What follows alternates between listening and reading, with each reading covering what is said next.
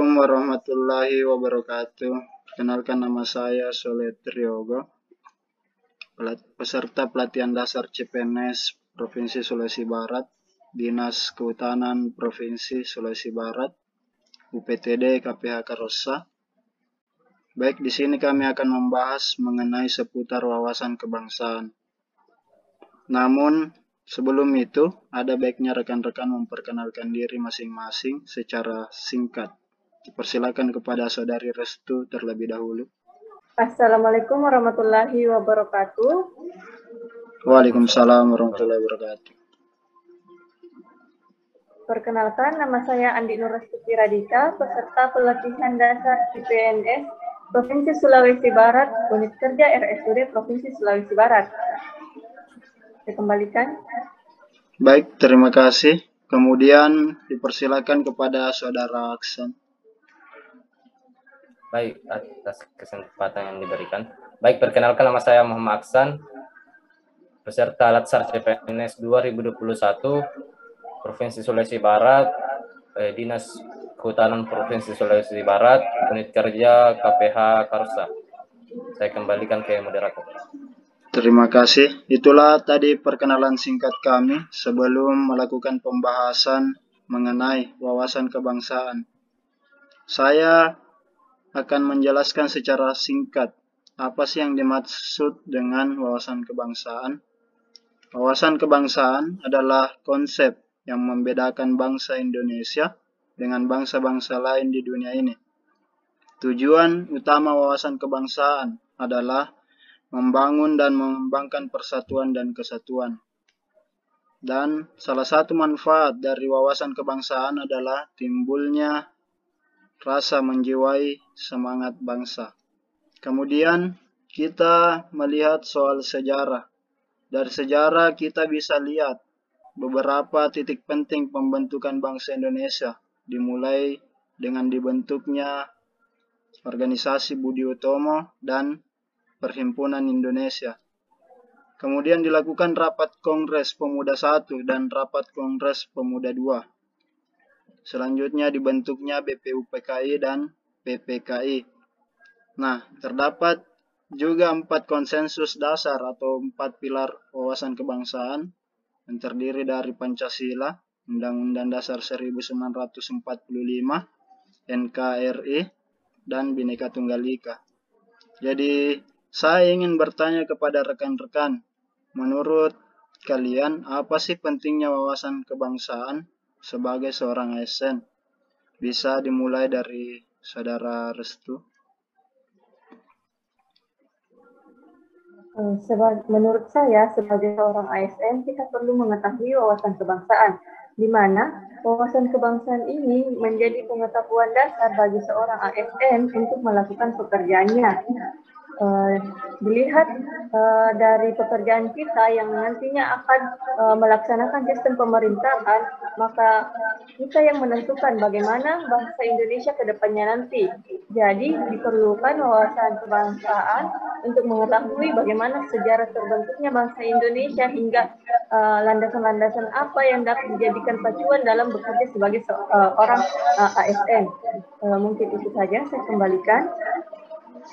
Baik, terima kasih atas tanggapannya. Kemudian kita beralih ke Saudara Aksan. Baik, atas kesempatan yang diberikan. Jadi, menurut saya wawasan kebangsaan sangat-sangat penting bagi ASN.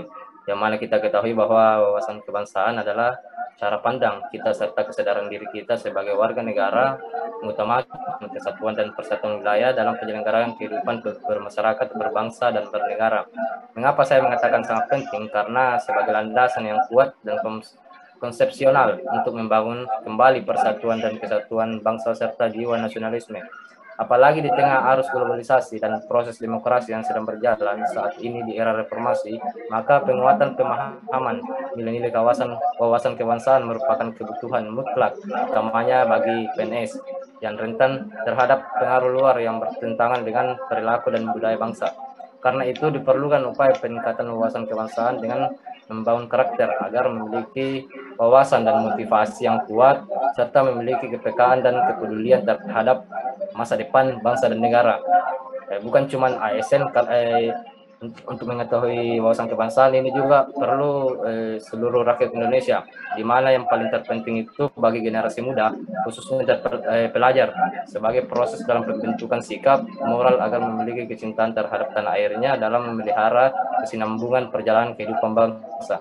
Baik, saya kembalikan ke moderator. Baik, terima kasih atas tanggapan yang diberikan. Nah, dari keempat konsensus dasar tadi yang disebutkan, bagaimanakah bentuk implementasi yang bisa kita terapkan? Bisa dimulai dari Saudara Aksan. Baik, jadi bentuk implementasi, sebelum saya menjelaskan bentuk implementasi, contoh-contohnya saya akan menjelaskan wawasan kebangsaan itu lahir ketika bangsa Indonesia berjuang membebaskan diri dari penjajahan. Maka dari itu muncul kesadaran kita bahwa untuk membebaskan diri dari penjajahan diperlukan kekuatan seluruh rakyat Indonesia.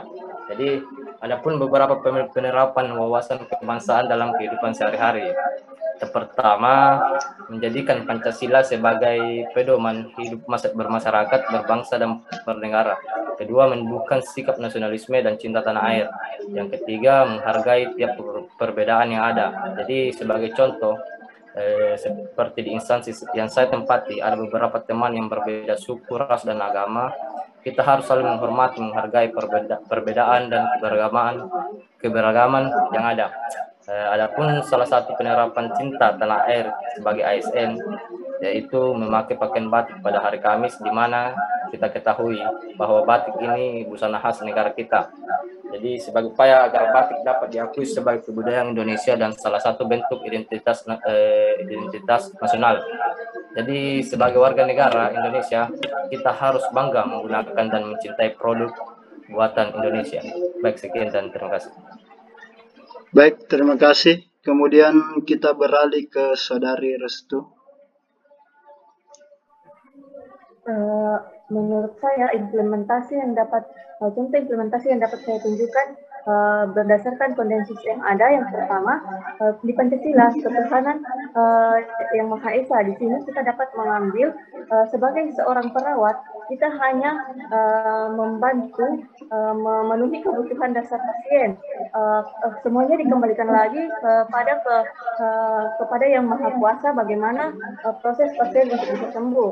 Yang kedua, berdasarkan Undang-Undang Dasar, ada yang namanya Undang-Undang Tenaga Kesehatan. Dari Undang-Undang Tenaga Kesehatan turun lagi menjadi Undang-Undang Tenaga Perawat. Kemudian di Undang-Undang Tenaga Perawat ini diaturlah bagaimana sehingga perawat dapat melakukan tindakan keperawatan.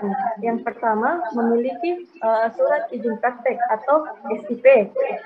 Kemudian melakukan tindakan keperawatan dengan mengikuti standar operasional prosedural yang telah ada sesuai dengan aturan. Saya kembalikan. Baik, terima kasih.